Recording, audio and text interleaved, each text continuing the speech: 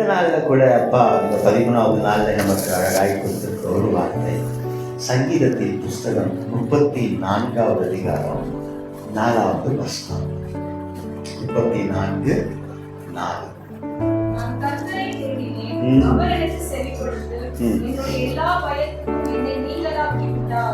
அவர் எனக்கு செவி கொடுத்து எல்லா பயத்துக்கும் நீக்கலாக்கி விட்டார். அல்லேலூயா சொல்லுங்க. எல்லா பயத்துக்கும் சொல்லுங்க. என்னை நீக்கலாக்கி விட்டார். அதுக்கு முன்னாடி ஒன்று சேர்த்துக்குங்க.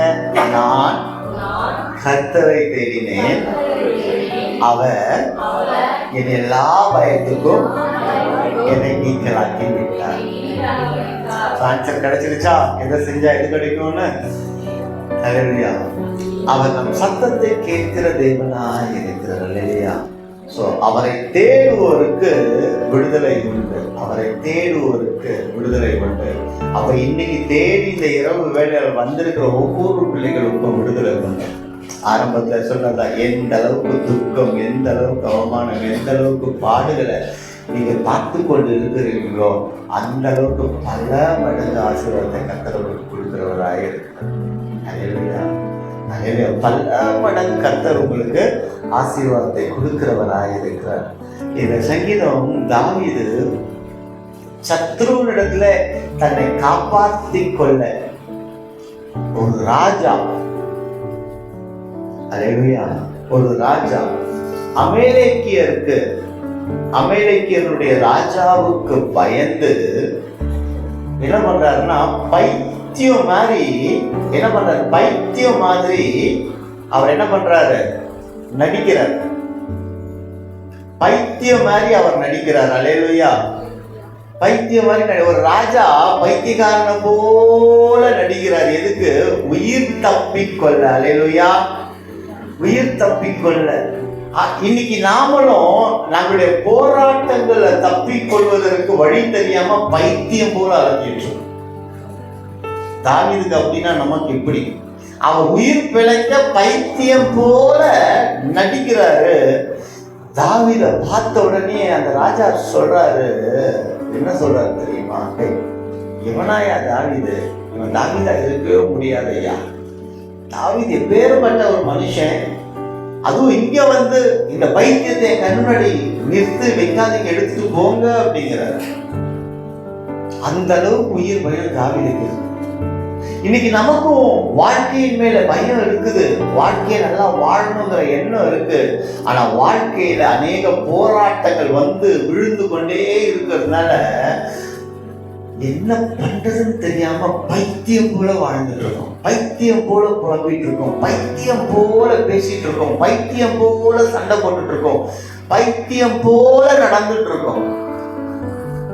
இன்னைக்கு நிலை எக்ஸாம். ஆனா ஆண்டவர் இந்த நிலையிலிருந்து நம்ம விடுவிக்கிறவரா இருக்கிறார். தாவீது எந்த நிலையில இருந்தாலும் அந்த தாவீது பண்ணுகிற காரியம் என்னன்னா, அவரை துதிப்பதை விட்டு விடுகிறது இல்லை, அவரை கூப்பிடுறதை விட்டு விடுகிறதே இல்லை. இங்க தாவீது ஒரு படி நம்ம மேல போயிடலாம்.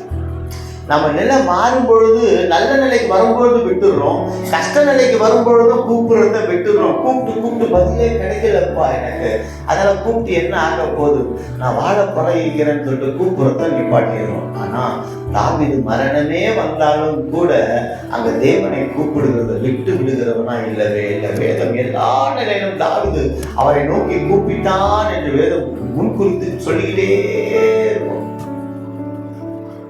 இவனாப்பா ராஜா, இவன்லாம் தாவீதா இருக்க முடியாதுப்பா, எடுத்துட்டு போவோம். என் பார்வையே அவன் பார்க்க அருவருப்பா இருக்கு. நுரை தள்ளினவனா நடிக்கிறாரு பாரு. பெஸ்ட் ஆக்டர் தாவீது. நம்மளும் பெஸ்ட் ஆக்டர். இந்த காலத்து தாவீதா இருக்கிற நம்ம கிட்ட அந்த காலத்து தாவீது வந்தானா தோத்து போயிடுவார். நம்ம அவ்வளோ பெஸ்டா ஆக்ட் பண்ணுவோம். அல்லேலூயா. ஆனால் அந்த நிலையில கூட தாவீது சொல்லுகிறாரு, நான் கர்த்தரை தேடினேன், அவர் எனக்கு செவி கொடுத்து என்னுடைய எல்லா பயத்துக்கும் என்னை நீக்கலாக்கி விட்டார். He is worshiping the Lord, the true God. அந்த கஷ்டத்தின் மத்தியில, பைத்தியக்கார வேஷம் போட்டிருக்கிற மத்தியில கூட கர்த்தரை தேடுறவரா இருக்கிறார். அப்ப இன்னைக்கு ஒரு காரியம் தாவீதின் இந்த வசனம் நமக்கு சொல்லுது. என்ன சொல்லுது அப்படின்னா, அவரை தேடுகிறவர்களுக்கு ஒரு நன்மையும் குறைவு படாது. அவரை தேடுகிறவர்களுக்கு ஒரு நன்மையும் குறைவு படாது. அல்லேலூயா. யோனாவின் புஸ்தகம் 1வது அதிகாரம் 1வது வசனம் எடுத்து வாசிங்க.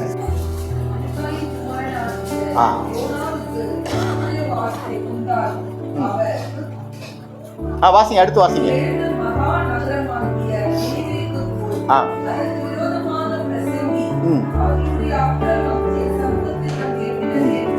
பாருங்க, ஆண்டவர் ஒரு தேசத்தினுடைய அக்கிரமம் அவர் சமூகத்துக்கு வந்தபடினால அங்க ஒரு தீர்க்கதரிசியை அனுப்பிச்சு என்ன பண்றாருன்னா, அந்த தேசத்துக்கு விரோதமா சாபம் எடுன்னு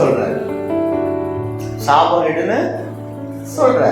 ஆனா இவரோ என்ன பண்றாரு, அவருடைய வார்த்தைக்கு கீழ்படியாம அவர் நினைவுக்கு போகாம தர்ஷீஷுக்கு போறார். இந்த பகுதி நம்ம எல்லாத்துக்குமே தெரியும். ஆனா இதுல நம்ம பார்க்கக்கூடிய ஒரு விஷயம், அந்த சங்கீதத்தின் 34 இதோட எப்படி கனெக்ட் பண்ணலாம்னா, சத்தத்தை கேட்கிற தேவன் கேட்டு போகிறவர் அல்ல, கேட்டு விடுவிக்கிறவர். அல்லேலூயா. கேட்டு போகிறவர் அல்ல, கேட்டு விடுவிக்கிறவர். அல்லேலூயா. கேட்டு விடுவிக்க சொல்லுங்க. நான் கூப்பிடுவேன், என்னை இயேசு விடுவிப்பார். சொல்லுங்க. நான் கூப்பிடுவேன், இயேசு என்னை விடுவிப்பார். இயேசு என்னை விடுவிப்பார். உங்களை வாயை திறந்து சொல்லுங்களேன். வாய் இருக்கிறவங்க, ஜீவன் இருக்கிறவங்க சொல்லுங்க பார்க்கலாம். மரித்தவர்கள் சொல்ல வேண்டாம், ஜீவன் இருக்கிறவங்க சொல்லுங்க. உயிரோடு இருக்கிறவங்க சொல்லுங்க. நான் இயேசுவை கூப்பிட்டேன், அவர் என்னை விடுவிப்பார். அல்லேலூயா. அவர் என்னை விடுவிப்பார். அல்லேலூயா. அவர் உங்களை விடுவிப்பார்னா விடுவிச்சே தீருவாருங்க. எதுல விடுவிக்கணும்ன்றது உங்களுக்கு தெரியும், அவருக்கு தெரியும், எனக்கு தெரியாது. விடுதலை உண்டுங்க. சந்தோஷமா கடந்து போங்க. இந்த 13வது நாள்ல உங்கள் குடும்பம் எதில விடுவிக்கப்படணுமோ அதிலே நீங்கள் விடுவிக்கப்பட்டவர்களா இருப்பீங்க. அல்லேலூயா. அல்லேலூயா. அவர் அதிரசனமானவருங்க. இந்த டாபிக் ஆண்டவர் மாலை வேளையில முழங்கால் படிடுமோ கொடுத்தாரு. திடீர்னு எனக்கு இன்னொரு காரியத்தை பேசணும். இல்லை இன்னைக்கு எதைத்தான் பேசணும். என் பிள்ளைங்க காலையிலிருந்து அழுது டயர்டாகி உருண்டு இன்னைக்கு வருவாங்க. கண்ணீர் சிந்தின பிள்ளை உண்டு, கண்ணீர் சிந்தாம அப்படியே இருந்த பிள்ளை உண்டு. ஆனால் அவங்களுக்கு என்னை கூப்பிடுவாங்கன்னா நான் அவங்களை விடுவிப்பேன். அவங்க நிமித்தம் அவங்க குடும்பங்களை நான் விடுவிக்க வல்லமையுடைய தேவனாக இருக்கிறேன். அல்லேலூயா. Heavenly father. அவர் அவர் சொல்றது தான் செய்யணும், அவ்வளவுதான். அதை மீறிட்டோம்னா செய்யற வரைக்கும் விட மாட்டார். அது யாரா இருந்தாலும் சரி, யோனாவா இருந்தாலும் சரி, தாவீதா இருந்தாலும் சரி, நீங்களா இருந்தாலும் சரி, நானா இருந்தாலும் சரி, யாரா இருந்தாலும் சொல்றதை செய்யலைன்னா செய்யற வரைக்கும் விட்டவே மாட்டார். செஞ்சதுக்கு அப்புறம் விட்டுருவார். போய் தொலைங்க. யோனா அதுக்கப்புறம் சாப்டரே இல்லை, ஒரே ஒரு பகுதியில் வருவார். புதிய ஏற்பாடு அவ்வளவுதான். அதுக்கப்புறம் யோனாவை எங்கேயுமே அவர் பயன்படுத்தி இருக்க மாட்டார். அல்லேலூயா. அதுல பார்க்கலாம். 1:13 வாசிங்க.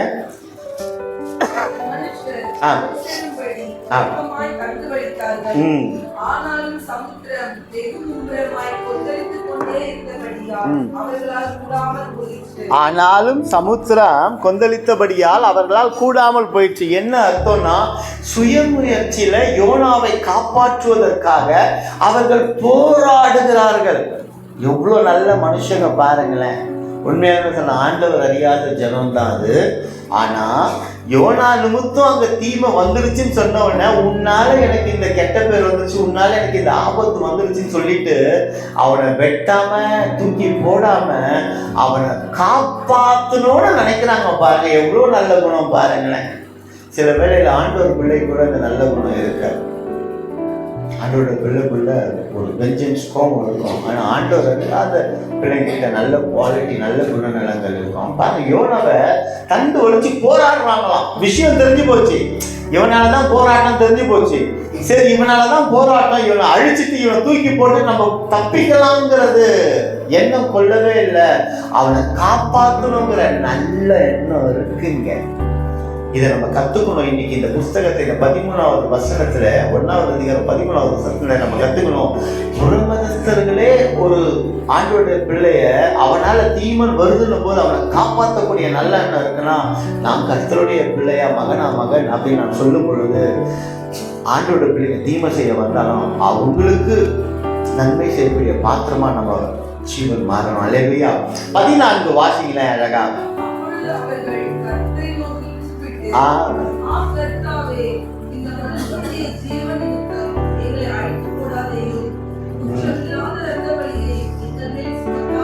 பாருங்க, அவங்க கர்த்தரை நோக்கி கூப்பிட்ட பொழுது, அப்ப கூப்பிடுறவனுக்கு தான் அங்க நன்மை உண்டாகும்ன்றது திரும்ப இந்த வசனம் நமக்கு ஊர்ஜிதப்படுத்துது. அல்லேலூயா, அல்லேலூயா. அங்க 15ல பார்க்கலாம், யோனாவை சமுத்திரத்துல தூக்கி போடுறாங்க. 17ல ஒரு மீனுக்கு கர்த்தர் கட்டளையிடுகிறார்.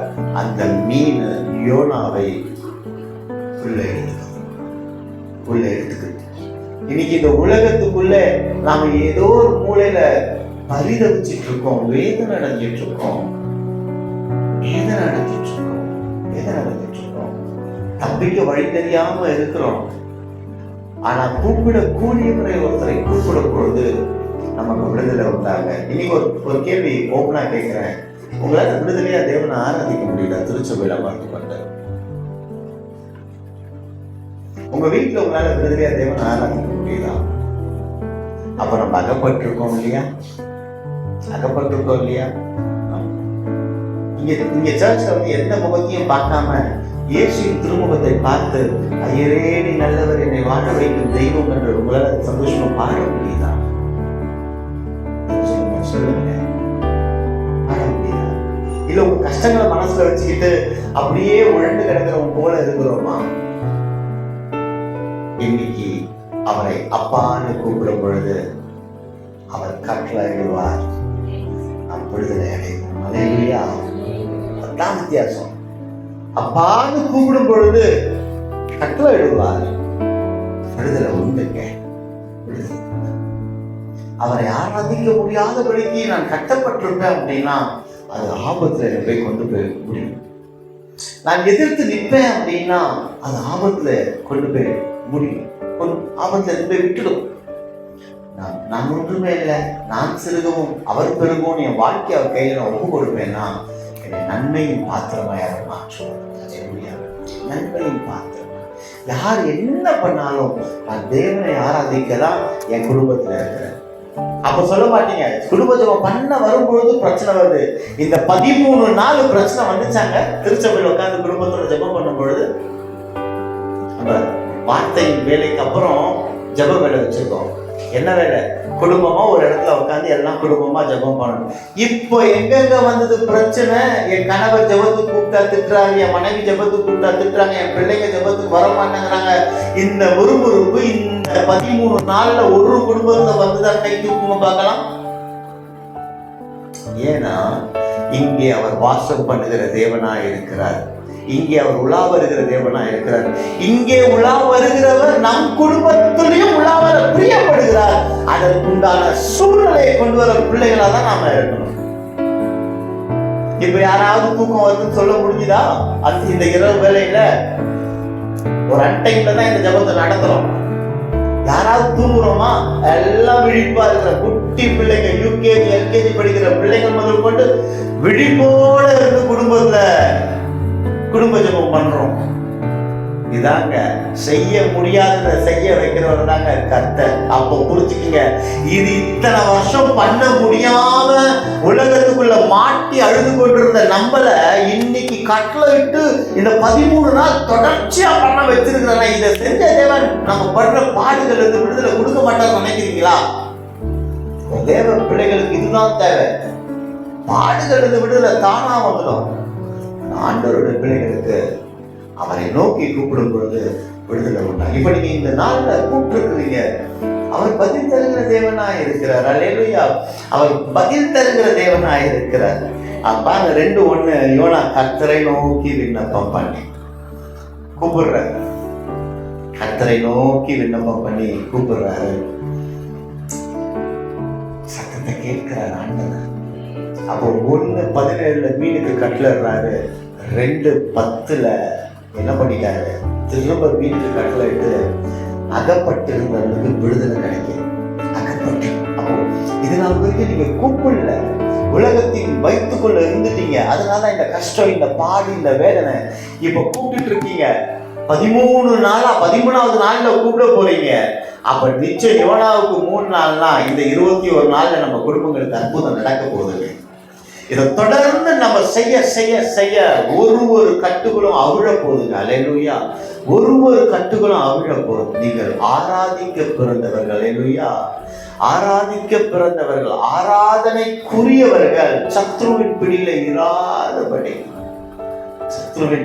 இராதபடிக்கு நம்மை நாம் காத்துக்கொள்ள தேவ சமூகத்தில் 2:10 கர்த்தர் யோனாவுக்கு விடுதலை கொடுத்தார்.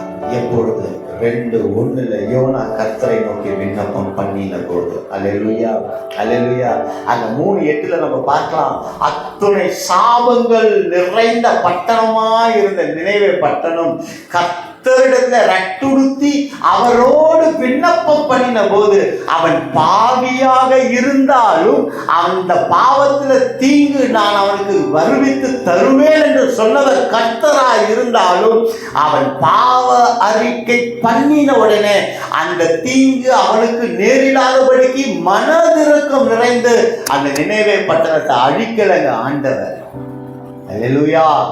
அப்போ அவரை கூப்பிடுகிறவன் எந்நிலையிலிருந்து கூப்பிட்டாலும் இருதயத்தினால் ரட்டுடுத்தி, பெருமை இல்லாம, பொறாமை இல்லாம, வெஞ்சன்ஸ் இல்லாம, எதையும் நினைக்காம நான் ஒண்ணுமே இல்லப்பான்னு ரட்டுடுத்தி அவரை கூப்பிடும் பொழுது, தாழ்த்தி கூப்பிடும் பொழுது, தாழ பணிந்து நெத்தி தரையில பட்டு அவரை தொழுது கொள்ளுகிற வேளையிலே, அவன் தொழுது கொள்ளுகிறவன் அநேக அக்கிரமங்கள் செய்தவனாய் இருந்தாலும் அவர் கிருபை வைத்து அவனுக்கு ஜீவன் தருகிறவனாய்.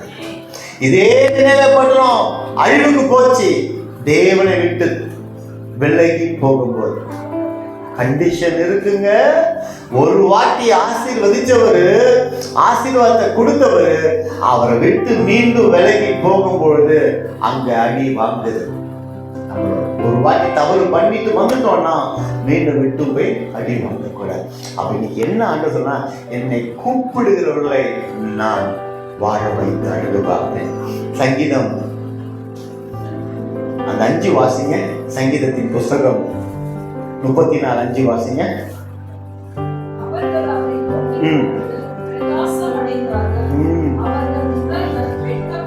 பாருங்க, நோக்கி பார்த்து பிரகாசம் அடைந்தார்கள், அவர்கள் முகங்கள் வெட்கப்படவில்லை. அங்க பக்கத்துல பார்த்து உங்க முகம் வெட்கப்படுவதில்லை. இத சொல்றது மாதிரி ஒண்ணு செய்யுங்க. இப்படி மேல பாருங்க, என்னை நோக்கி கூப்பிடு, அப்பொழுது நீ அறியாத கட்டதுமான பெரிய காரியங்களை செய்வேன் சொல்லிட்டாரா? இப்ப மேல பார்த்து, இயேசுவே நான் உண்மை நோக்கி கூப்பிடுறேன், எனக்கு எட்டாத பெரிய காரியங்களை செய்யுங்கப்பா, நான் நம்புறேன். இந்த வார்த்தையை சொல்லிட்டு நீங்க பக்கத்தை பார்த்து சொல்லுங்க, நீங்க வெட்கப்படுவதில்லை. இந்த வார்த்தை சொல்றதுக்கு முன்னாடி தேவப்பிள்ளை என்ன செஞ்சீங்க? அவரை நோக்கி பார்த்துட்டீங்க. அப்ப அவரை நோக்கி பார்த்து வெட்கப்பட்டு போவதில்லை. அவரை கூப்பிடுகிறவன் கைவிடப்படுவதில்லை. அவரை கூப்பிடுகிறவன் நிச்சயம் வாழ்வடைவாங்க. அல்லேலூயா. நல்லவராகவே இருக்கிற அன்பின் தகவலே, இந்த வேலைக்காய் நன்றியப்பா. நாங்கள் உண்மை நோக்கி பார்க்க வந்திருக்கிறோம். எங்களை கண்ணோக்கி பாருங்க. இந்த மீதியாக இருக்கிற இந்த ஜெப வேலையை நீங்க பொறுப்பெடுத்துக் கொள்ளுங்க. அநேக காரியங்கள் உண்டு அப்பா. விண்ணப்பங்கள் எழுதி கொடுத்திருக்கிறாங்க. இந்த 13ஆம் நாளிலே வந்த ஒவ்வொரு விண்ணப்பங்களுக்காக நாங்கள் வருகிறோம். இந்த 13 நாட்களிலும் அநேக விண்ணப்பங்கள் ஆன்லைன் மூலியமாய் ஆண்டவரே, நேரில கைகளில தெரிஞ்ச மூலியமா எழுதி கொடுத்துருக்கிற ஒவ்வொரு விண்ணப்பங்களையும் இயேசு கிறிஸ்துவின் நாமத்தினால் அவர்கள் எழுதி கொடுத்த விண்ணப்பங்களுக்கு பதில் தருவீராக ராஜா. ஆண்டவரே, அவங்க எழுதி பிள்ளைகள் எழுதி கொடுத்துற ஒவ்வொரு விண்ணப்பங்களுக்கும் ஆமென் என்று கர்த்தர் பதில் தருவீராக. அன்று புதுக்கோட்டையிலிருந்து வீடு கட்டும் பொழுது பக்கத்துல இருக்கிறவங்க பிரச்சனை உண்டு பண்ணுகிறார்கள் என்று எழுதி கொடுத்திருக்கிறாங்க. ஆண்டவரே, அந்த விண்ணப்பத்துக்கு பதில் கொடுத்து அவங்க வீட்டை கட்டி தங்க கர்த்தர் வீட்டை கட்டாராக அதை கட்டுவது பிரயாசம் விருதா சுவாமி. நீர் அந்த பிள்ளைகள் படுகிற பிரயாசத்தை கண்ணோக்கி பார்த்திருக்கிறேன். அவர்களுக்கு அந்த வீட்டை கட்டி முடித்து தருவீராக. அந்த வீடு கட்டுவதற்கு விரோதமாய் எழுப்புகிற ஒவ்வொரு பிள்ளைகளையும் ஆண்டவரே, நீ நன்மையால் அவர்கள் நன்மையை உணர்த்தி அன்பு பாராட்டுகிற பிள்ளைகளாய் மாற்றுங்கப்பா. கேரளாவில இருந்து ஆண்டவரே இன்னைக்கு அந்த இறுதிய வலிக்காய் ஆண்டவரே விண்ணப்பம் வந்திருக்குது. ஆண்டவரே, அந்த சகோதரனுக்கு இறுதியில் இருக்கிற எல்லா பிரச்சனையும் கர்த்தர் நீக்கி நல்ல சுகத்தோடு பலத்தோடு வீடு திரும்ப கிருபை பாராட்டுவீராக. கர்த்தர் வீடு திரும்ப பாராட்டுவீராக ராஜா. ஆண்டவரே, ஆந்திர தேசத்திலிருந்து வந்த ஜெப குறிப்பு ஆண்டவரே, ஏற்ற வழியில் திருமணம் நடக்க வேண்டும் என்று எழுதி கொடுத்திருக்கிறாங்க. ஆண்டவரே, அந்த திருமணத்தை கர்த்தர் நடத்தி தருவீராக ராஜா. ஆண்டவரே, அநேக குறிப்புகள் வந்திருக்குது சுவாமி. இவைகளுக்காக நாங்கள் ஜாமக்காரர்களாக இருந்து ஜெபிக்கக்கூடிய பிள்ளைகளாய் திருச்சபையாய் இருக்க கிருபைத்தாங்க.